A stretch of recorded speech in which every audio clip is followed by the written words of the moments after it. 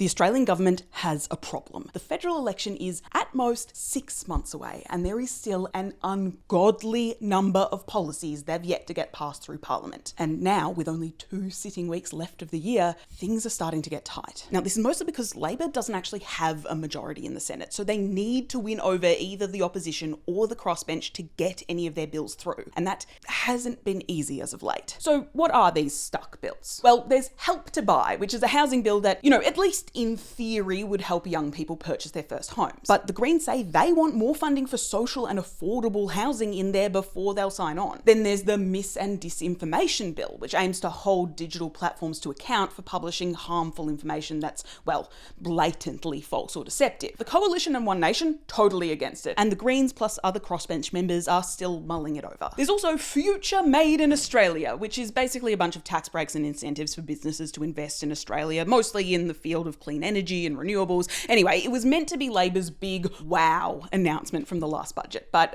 whoops, it's stuck because the coalition say it could be used to pork barrel and the Greens want a promise in there that it won't be used to subsidise fossil fuels. And there's also Labor's nature-positive environmental legislation, which is trapped basically because the coalition says it's too strong and the Greens reckon it's not strong enough. Then on top of all of that, Albanese's just introduced more legislation this week, a bill looking to reform the way political donations work. And there's a rumour that that much discussed social media ban for children under 16 could be coming too. Now, the Prime Minister has maintained that our position is final on key legislation, but Senate sources expect a flurry of last-minute compromises and negotiations to kick off any minute now. Still, that is a lot of work for 2 weeks by anyone's standards. I mean, thank gosh there's next year too.